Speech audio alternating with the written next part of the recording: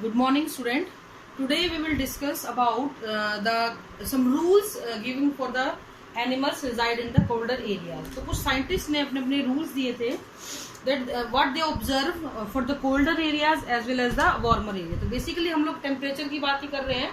तो temperature का किसी भी organism के रहने पे किसी और चीज पे जो इफेक्ट आ रहा है उसके बारे में कुछ रूल्स दिए गए थे, जिनमें से कुछ रूल्स जो सीबीएसई में बहुत बार पूछे जाते हैं, तो उनकी हम लोग बात करेंगे. इनमें जो सबसे पहले हम लोग रूल जिसकी बात करते हैं that is bloggers rule.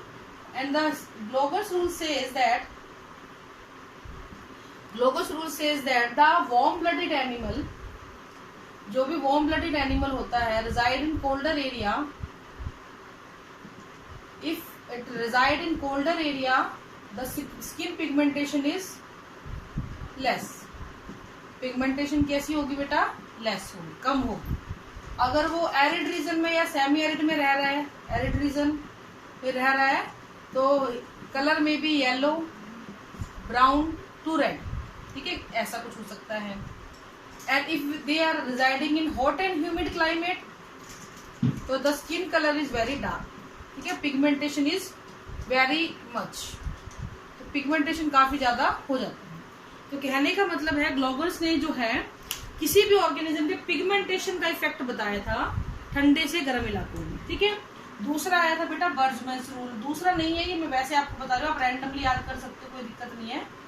बर्जमैन्स rule क्या बोलता था बेटा कि जो कोल्डर एरिया में रहने वाले ऑर्गेनिज्म होते हैं उनका साइज हमेशा बड़ा होता है.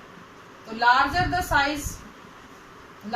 The size in colder area. तो कोल्डर एरिया में रहने वाले ऑर्गेनिज्म का शरीर वार्मर एरिया वालों के कंपैरिजन में काफी बड़ा होता है. बॉडी साइज की बात कर रही हूँ, ठीक है. तीसरा था Allen's rule.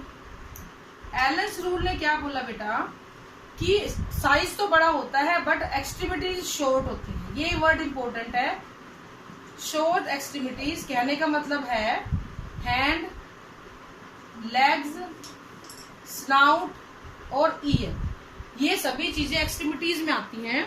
To reduce the heat loss, ये सारी की सारी चीजें क्या होती है, काफी छोटी होती है. किनकी? Those organism which reside in colder areas. जो कोल्डर एरियाज में रहते हैं उनकी जो है एक्सट्रीमिटीज काफी शॉर्ट होती हैं. एलन्स रूल ये बात बोलता है. फिर एक और साइंटिस्ट आए रेंच, जिन्होंने अपनी ऑब्जर्वेशन दी.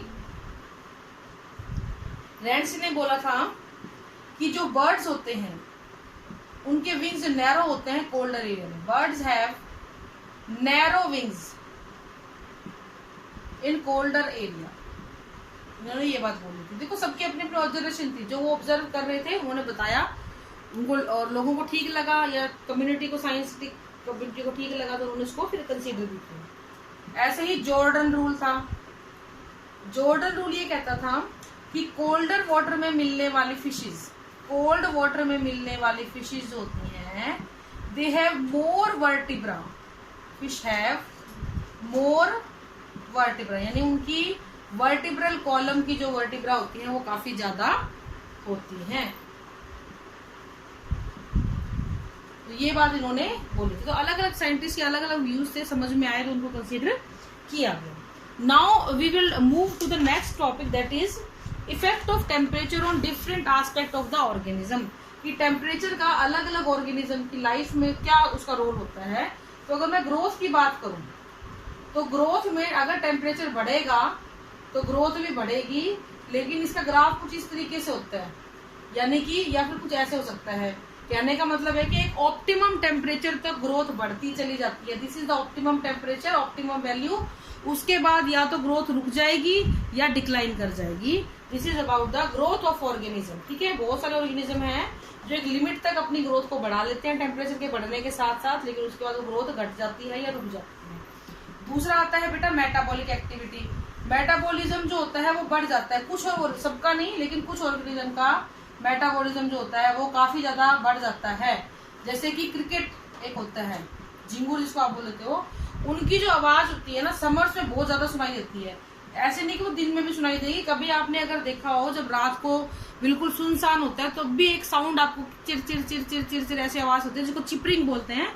तो चिपरिंग ऑफ क्रिकेट जो होती है वो समर के अंदर बहुत ज्यादा सुनाई देती है. It mean they are metabolically very much active in the high temperature या active in the summers. Okay, next आता है बेटा रिप्रोडक्शन। जैसे कि ग्रास होपर का मैं एग्जांपल यहाँ पे आपको दूंगी। ग्रास होपर जो होता है बेटा, अगर उसको 22 डिग्री सेंटीग्रेड से 32 डिग्री सेंटीग्रेड पे ले जाया जाए, यानी कि उसके बॉडी के टेम्परेचर, उसके आसपास के टेम्परेचर को 10 डिग्री तक बढ़ा दिया जाए, तो उसकी एग लेइंग जो कैपेसिटी होती है ना बेटा, वो 20 से 30 गुना बढ़ जाती है। अब आप इमेजिन करो, अभी जो ये लोकस्ट अटैक हुआ था सर्दियों में तो नहीं आया ना, गर्मियों में आया। क्यों गर्मियों में आया? क्योंकि इस टाइम इनकी एक्टिविटी मैक्सिमम होती है, मैक्सिमम अंडे ये प्रोड्यूस करती हैं। 10 डिग्री टेम्परेचर चेंज आते ही लगभग 20 गुना से 30 गुना तक अंडे ये देना शुरू कर देती हैं। तो रिप्रोडक्शन पे भी इसका काफी इफेक्ट आता है। ठीक है, फिर हम बात करते हैं सेक्स रेशियो की। ये पूछा भी गया है बहुत बार, सेक्स रेशियो। सेक्स रेशियो का मतलब है मेल और फीमेल का जो रेशियो होता है वो। तो जितने भी ऑर्गेनिज्म है, जैसे कि डेफनिया का इन्होंने एग्जांपल यहाँ पे दिया हुआ है हमारे सिलेबस में। डेफनिया जो होती है वो नॉर्मल टेम्परेचर पे फीमेल को प्रोड्यूस करती है, लेकिन अगर टेम्परेचर हाई हो जाए, हाई टेम्परेचर पे ये मेल को भी प्रोड्यूस करेगी और फीमेल को भी प्रोड्यूस करेगी। तो इस तरीके से सेक्स रेशियो चेंज होता है टेम्परेचर के हिसाब से। If we are talking about the distribution of organism, तो ये तो आपको अच्छे से पता है। वो पोलर बियर राजस्थान में तो मिलने से रहा, क्यों? क्योंकि वो वहां के लिए अडेप्टेड है। तो इस तरीके से फिशेज जो है, जैसे कोई आइस फिश वगैरह है या कोई पोलर बियर वगैरह है, तो वो बर्फीले इलाकों में मिल रहे हैं तो वहीं मिलेंगे। पेंगुइन है, बर्फीले इलाकों में मिल रहे हैं तो वहीं मिलेंगे।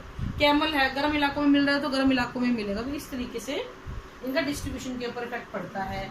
कलरेशन की अगर हम लोग बात करें तो आपको ये बात मैं बता चुकी हूँ, जितना हॉट और ह्यूमिड क्लाइमेट होगा पिगमेंटेशन उतना ही ज्यादा होगा। पिगमेंटेशन यानी बॉडी में मेलेनिन की अमाउंट, जितना कोल्ड एरिया होगा पिगमेंटेशन उतना ही कम। पिगमेंटेशन ज्यादा होगा तो स्किन का कलर डार्क होगा, पिगमेंटेशन कम होगा तो स्किन का कलर लाइट होगा। ये ध्यान रखना, गोरा और काला ऐसे हो जाते हैं। ठीक है, फिर हम बात करते हैं बेटा बिहेवियर की। बिहेवियर बड़ा इंटरेस्टिंग है कि कुछ ऑर्गेनिज्म जैसे कि पिट वाइपर है,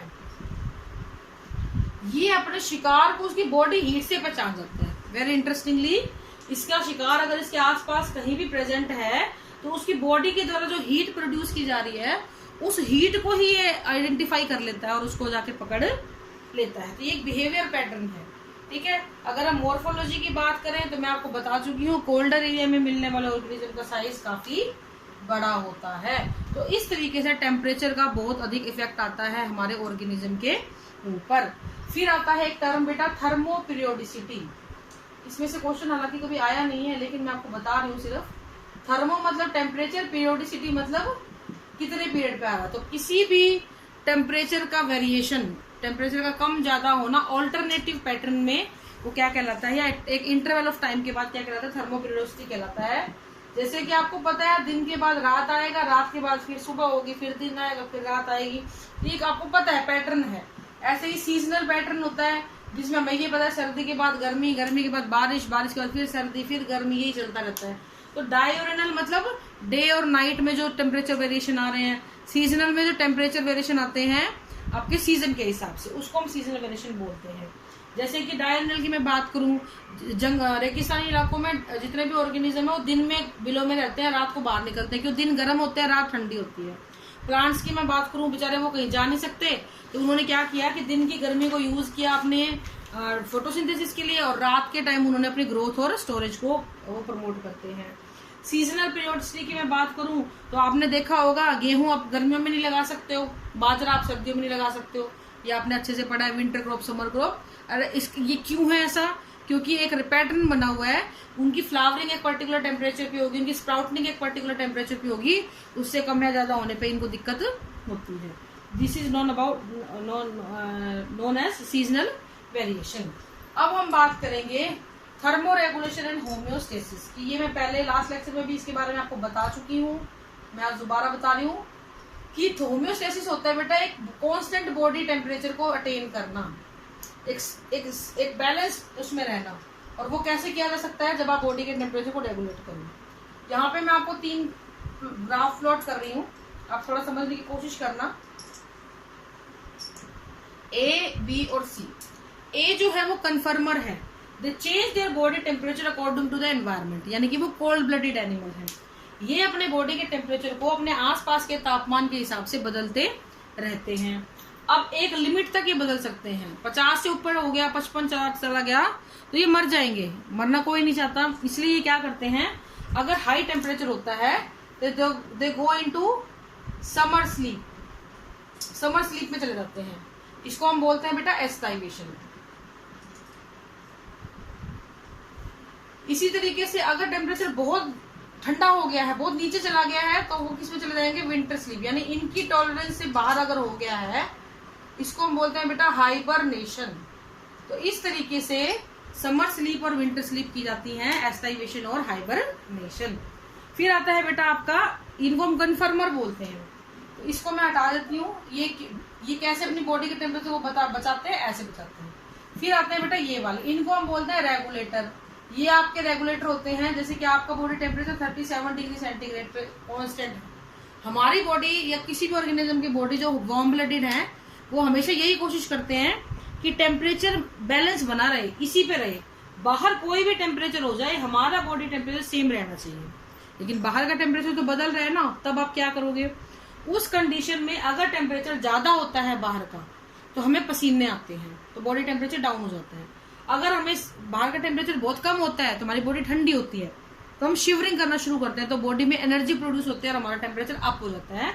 तो इस तरीके से in the high temperature we start sweating and in the at the low temperature we start shivering, और हमारी बॉडी का टेम्परेचर रेगुलेट कर दिया जाता है। इसके बाद ये वाला है, these are the partial regulator. ये कम पूछा जाता है। ये वो होते हैं जो कुछ टाइम तक तो अपना टेम्परेचर बदलते हैं बाहर के हिसाब से, और जब इनको लगता है कि अब बहुत ज्यादा हो चुका, अब और नहीं करना है, तो उसके बाद ये क्या होते हैं, अपने आप को रेगुलेट कर लेते हैं। पहले ये कन्फर्मर बनते रहते हैं, फिर एकदम से रेगुलेटर बन जाते हैं। ठीक है बेटा, तो this is all for today. Thank you and have a nice day.